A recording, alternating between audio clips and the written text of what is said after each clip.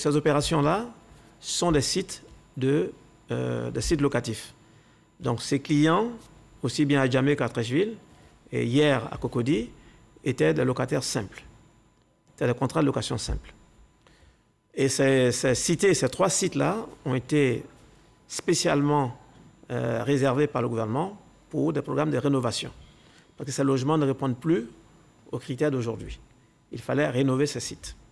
Donc il s'agit maintenant de négocier avec nos clients les modalités, n'est-ce pas, de cette rénovation. C'est des sites qui datent des années 50, qui ne répondaient plus aux conditions d'hygiène et de logement décent d'aujourd'hui.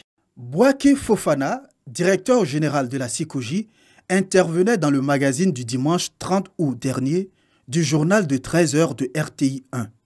Le collectif des logements coloniaux au logement dit SICOGI réagit aux propos tenus par le directeur général de la SICOGI lors d'une conférence de presse. Quand il dit par exemple que nous sommes en location simple et que parce qu'on aurait duré dans les logements, on serait devenu des propriétaires, c'est pas vrai. La SICOGI est née d'abord en 1962. Et en 1962, la SICOGI, jusqu'en 1970, n'avait pas de logement. Pour dire que cette disposition ne s'adresse pas des logements de la SICOGI, parce qu'elle n'en avait pas, ça n'existait pas. C'était pour les logements coloniaux, donc nos logements. M. Bouaké Fofana dit que le gouvernement nous a exclus. La SICOGI envoie un document nous demandant de nous mettre en rapport avec le service de vente. Si tel est que nous sommes exclus, pourquoi on devrait se mettre en rapport avec le service de vente? La SICOGI nous exige des fonds de garantie pour accéder à la propriété. Et ces fonds de garantie ont été versés. C'est écrit, vous verrez bien, vente du patrimoine locatif. Alors si nous sommes exclus, pourquoi diante on nous remettrait des reçus de garantie pour vente de patrimoine locatif? Ça veut dire quoi? Le collectif dit rester ouvert à la négociation en vue d'une cession effective des bâtiments. Il appelle la SICOGI à respecter les textes. Voici l'impôt foncier, voici ce qui est écrit. Identification du propriétaire. Si je paye un impôt foncier, ça veut dire que je suis propriétaire. Nous avons ouvert toutes les lucarnes possibles pour pouvoir discuter avec la SICOGI. Il nous a dit, faites une proposition par écrit. On a fait. Pour lui parler que de la cession. Et il nous a dit, ça ne cadrait pas avec la vision de la SICOGI. Ce fut une incompréhension. C'est ce que M. Bouaké Fofana a dit. Et donc, nous allons renégocier avec nos clients. Mais au début, ça n'a pas été cela. Donc, nous avons un conseil. Nous sommes toujours ouverts. Nous demandons à la SICOGI d'appliquer seulement les tests. Selon Idriss Wilfried Diouf, plus de 1200 logements dans la commune de Treichville, à Djamé et Cocody, construits depuis 1957, sont concernés par la rénovation annoncée par le gouvernement. En attendant qu'une solution soit trouvée, la prière reste l'espoir du collectif des logements coloniaux ou logements dits SICOGI. Membre du groupe B-Carton, structure créée par des jeunes passionnés de dessins animés, Christelle est au nombre des jeunes porteurs de projets venus à l'école ici, à Drum Factory à Cocody, dans le cadre du projet Un week-end pour entreprendre. À travers le programme Un week-end pour entreprendre, c'était déjà connaître les bases même de l'entrepreneuriat. C'est vrai que notre activité, nous l'avons déjà commencé de façon informelle. Mais c'était déjà pour nous une manière de nous organiser à nouveau, d'acquérir certaines techniques, notions, notamment en business model canvas et puis en plan de financement. Depuis janvier, JA Côte d'Ivoire vraiment nous aide à avoir les notions de base d'un entrepreneur et encore apprendre plus. 40 jeunes porteurs de projets bénéficient de ce programme Un week-end pour entreprendre. Financé par l'ambassadeur des États-Unis en Côte d'Ivoire, et piloté par l'ONG internationale Junior Achievement, JIA. Ce programme fait la campagne de sensibilisation et d'initiation à l'entrepreneuriat. Entre autres objectifs, accélérer l'autonomisation de la jeunesse pour un développement durable. L'idée maintenant, c'est de leur donner les outils nécessaires pour pouvoir, après avoir formalisé leur idée de projet, pouvoir le présenter à des investisseurs de manière chiffrée.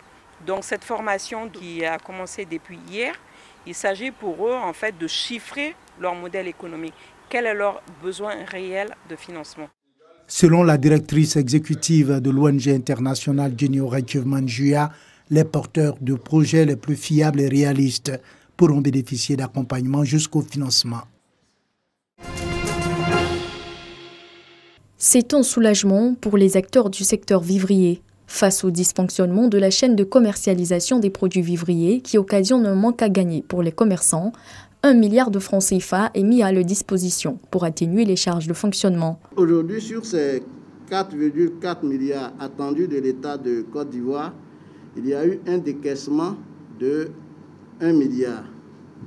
Nous avons commencé la distribution des fonds.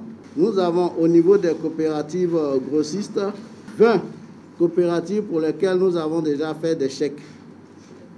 Au niveau des fêtières, nous avons 6 fêtières pour lesquelles nous avons fait des chèques, mais pour un montant de 300 millions pour les fêtières et 199 millions pour les marchés. Pour le moment, ce que nous avons fait. En plus de la subvention, un fonds de garantie de 30% du montant est mis au profit des commerçants pour leur faciliter l'accès à un crédit financier. Ce qu'ils ont fait, c'est pour toutes les femmes, c'est pour ceux qui se sont donnés de plein temps de corona. Elles ne sont pas assises, elles sont sur la route, elles sont dans les marchés. Par la grâce de Dieu, l'État a pensé à nous. Même si c'est 1 franc que votre région a eu, dis merci à l'État. Une distribution gratuite de kits sanitaires se fera également pour éviter la propagation du coronavirus à partir des marchés. À Yamoussoukro, le 5 septembre, l'OCPV remettra officiellement les chèques aux bénéficiaires. Les États-Unis sanctionnent la procureure de la CPI, Fatou Bensouda. Mike Pompeo, le secrétaire d'État américain, a qualifié l'institution de corrompue. Il dénonce les enquêtes de l'institution visant des militaires américains déployés en Afghanistan. Pour Mike Pompeo, il était nécessaire de passer de la parole à l'action contre la Cour pénale internationale. Il a expliqué que les États-Unis n'ont jamais ratifié l'accord de Rome qui a créé la Cour et nous ne tolérons pas ces tentatives illégitimes pour soumettre les Américains à sa juridiction. Washington a donc décidé d'inscrire la procureure de la CPI, Fatou Bensouda, ainsi que l'un de ses collaborateurs, Fakizo Mochochoko, sur la liste noire. Des sanctions économiques sont également mises en place. Des mesures qui pourraient également concerner toute personne qui collaborerait avec la procureure selon Mike Pompeo. La procureure de la CPI avait déjà été privée de visa en avril. Elle et son collaborateur n'auront dorénavant plus accès au système bancaire américain et les biens qu'elle pourrait avoir aux États-Unis seraient donc gelés. En juin, l'administration Trump avait déjà menacé l'institution internationale. Washington dénonce l'enquête menée par Fatou Bensouda contre des militaires américains et la CIA soupçonnés de crimes de guerre et de crimes contre l'humanité en Afghanistan. Les Américains dénoncent également régulièrement les procédures similaires qui visent Israël et le dossier palestinien. En condamnant une nouvelle fois la CPI et en visant ses collaborateurs, Donald Trump répond par ailleurs aux attentes de certains conservateurs américains qui brandissent la souveraineté des États-Unis face à toute ingérence d'organisations internationales. Mercredi, la Cour a dénoncé des actes sans précédent et qui constituent de graves atteintes à la justice et à l'état de droit.